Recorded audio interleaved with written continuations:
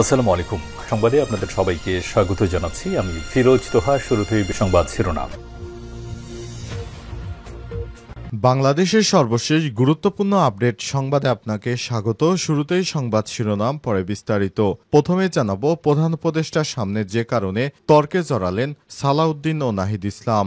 বিএনপির স্থায়ী কমিটির সদস্য সালাউদ্দিন আহমেদ ও জাতীয় নাগরিক পার্টির আহ্বায়ক নাহিদ ইসলামের মধ্যে বৈঠকে তর্কাতর্কির ঘটনা ঘটেছে। প্রধান উপদেষ্টার সামনে নির্বাচনের রোডম্যাপ বা সময় নিয়ে তাদের মধ্যে তর্কাতর্কি হয়েছে বলে বৈঠক সূত্র জানিয়েছে। আজ জাতীয় ঐক্যমত্য কমিশনের প্রধান ও অন্তর্বর্তীকালীন সরকারের প্রধান উপদেষ্টা অধ্যাপক ডক্টর মোহাম্মদ ইউনূসের সভাপতিত্বে বৈঠক অনুষ্ঠিত হয়। আজ এই আলোচনা শুরু হয়। সূত্র জানিয়েছে, বৈঠক শুরুতে প্রধান উপদেষ্টা বক্তব্য দেন, পরে তিনি কমিশনের সদস্যরা রাজনৈতিক দলগুলোর বক্তব্য শোনেন। তখন বিএনপির পক্ষ থেকে কথা বলেন দলটির স্থায়ী কমিটির সদস্য সালাউদ্দিন আহমেদ। তিনি ৩১শে ডিসেম্বরের পরে জাতীয় নির্বাচন হওয়ার সুযোগ নেই বলে অন্তর্বর্তীকালীন সরকারকে জানান। সালাউদ্দিন বলেন, বিএনপি নির্বাচন অনুষ্ঠিত করার বিষয়ে ৩১ ডিসেম্বরের একদিন পরেও সময় দিতে রাজি নয়। সালাউদ্দিনের এই বক্তব্যের পরিপ্রেক্ষিতে এনসিপির আহ্বায়ক নাহিদ ইসলাম বলেন, কিছু দল ভারতের কথার সঙ্গে সুর মিলিয়ে ডিসেম্বরে নির্বাচন চায়। তাদের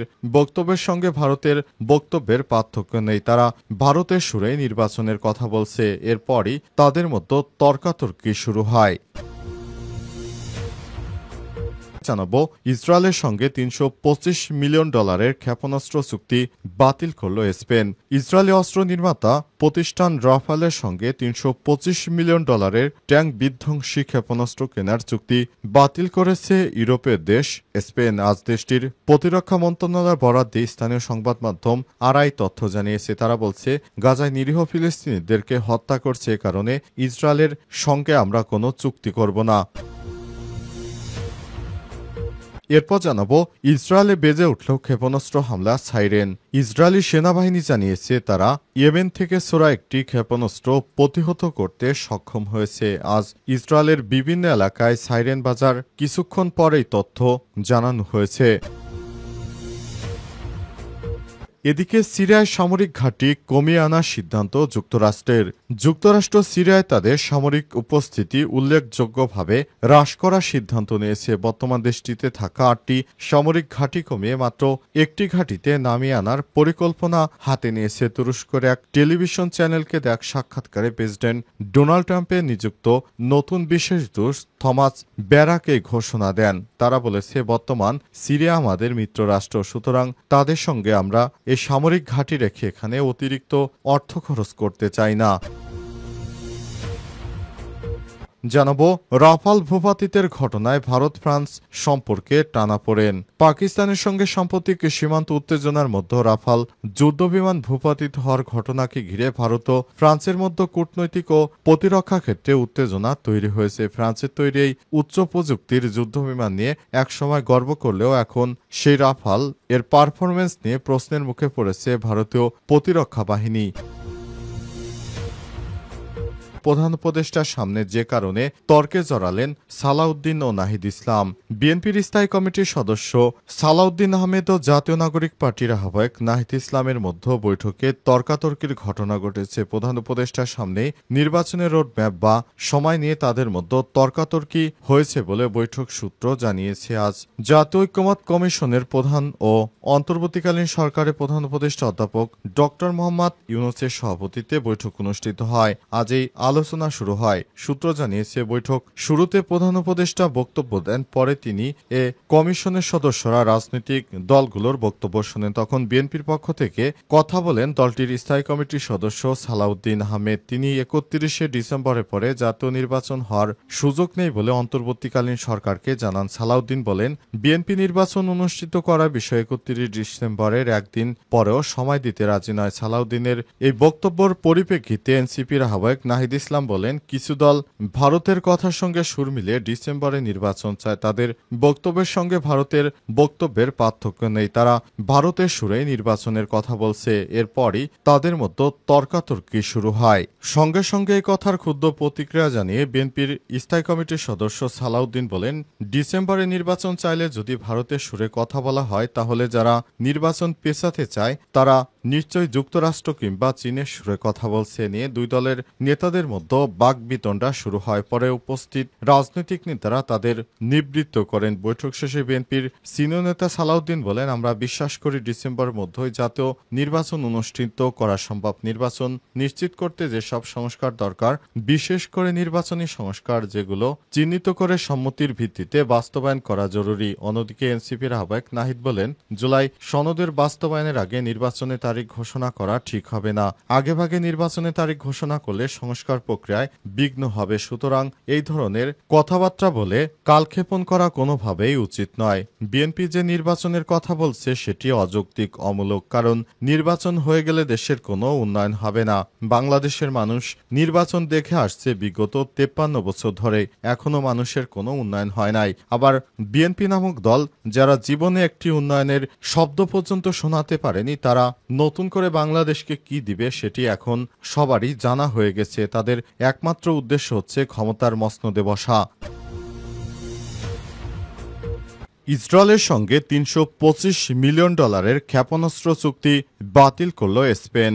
দখলদার ইসরায়েলি বাহিনীর অস্ত্র নির্মাতা প্রতিষ্ঠান রাফায়েলের সঙ্গে $325 মিলিয়ন ট্যাঙ্ক বিধ্বংসী ক্ষেপণাস্ত্র কেনার চুক্তি বাতিল করেছে স্পেন। দেশটির প্রতিরক্ষা মন্ত্রণালয় বরাতে স্থানীয় সংবাদ মাধ্যম আরআই তথ্য নিশ্চিত করে। 2023 সালের 7 অক্টোবর হামাস ইসরায়েল সংঘাত শুরুর মাত্র 4 দিন আগেই চুক্তিটি স্বাক্ষরিত হয়েছিল। তবে সাম্প্রতিক ভূরাজনৈতিক পরিস্থিতি বিবেচনায় ইসরায়েলের গাজায় সামরিক কর্মকাণ্ড প্রতিক্রিয়ায় স্পেন তাদের অবস্থান পুনর্বিবেচনা করছে। যদিও ইসরায়েলি কোম্পানি রাফায়েল জানিয়েছে তারা এখনও চুক্তি বাতিলের বিষয়ে আনুষ্ঠানিকভাবে কিছু জানে না। এর আগে 2024 সালে এপ্রিলেও স্পেন ইসরায়েল থেকে $15 মিলিয়ন গুলি কেনার একটি প্রতিরক্ষা চুক্তি বাতিল করে। স্প্যানিশ পররাষ্ট্রমন্ত্রী হোসে ম্যানুয়েল আলভারেস স্পষ্টভাবে জানিয়েছেন তারা ইসরায়েলের সঙ্গে সব ধরনের সহযোগিতামূলক চুক্তি বাতিল করবে এবং ইউরোপীয় ইউনিয়নের প্রতি আহ্বান জানাবে যে আপনারাও বাতিল করুন। সেই সঙ্গে দখলদার শক্তির বিরুদ্ধে অস্ত্র নিষেধাজ্ঞা আরোপের অন্যান্য